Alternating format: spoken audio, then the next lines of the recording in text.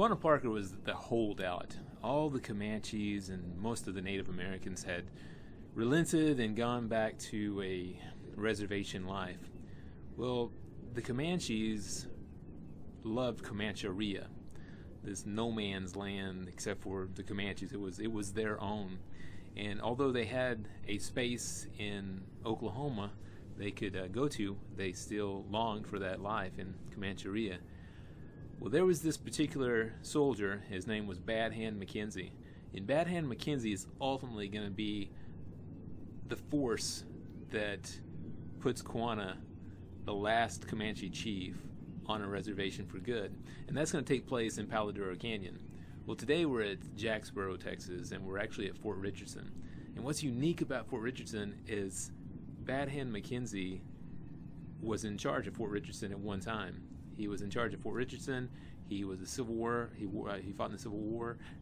He also went to Fort Sill. He was in charge of Fort Sill. It had a a relatively short career. He died, I think, at 49, but he did a lot in that time. So again, we're at Fort Richardson in Jacksboro, Texas today. We're going to take a look at some of this fort.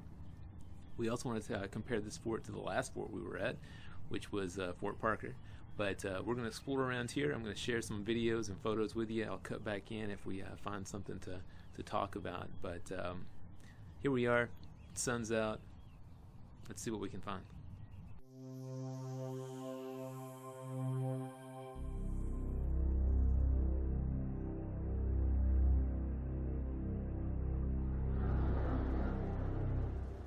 Bad Hand?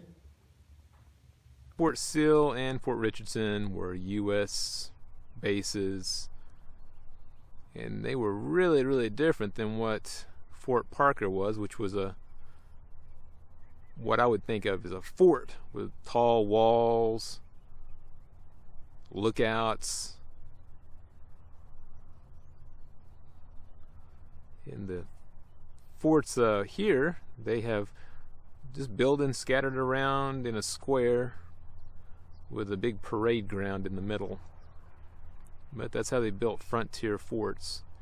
And there was a whole string of frontier forts in Texas in the 1800s.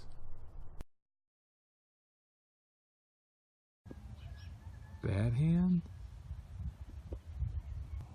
In my opinion, the greatest thing about Fort Richardson is that this was Mackenzie's, Hand Mackenzie's, home base.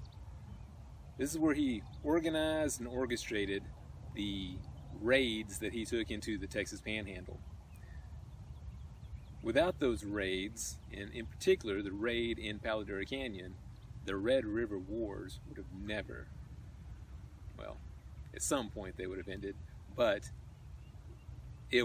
Mackenzie ended them from here and his raids. So it's pretty cool that you can come here and actually see the officers' quarters that he lived at while he was planning all that. So, and that's what put a stop to Quanah Parker's rebellious nature, and had him decide that it might be easier just to go and live on the reservation.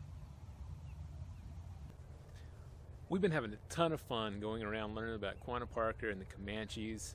Just in the past 3 weeks, had all kinds of great adventures and met all kinds of awesome people. I want to thank everybody for subscribing. We have like 27 more subscribers than we had 3 weeks ago. That's great. If you like what we're doing, subscribe, like the video.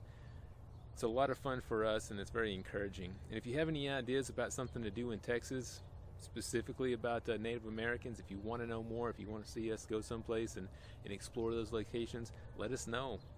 Contact us, and we'd be more than happy to help you explore through these videos. So thanks again for the opportunity of letting us share with you our journeys.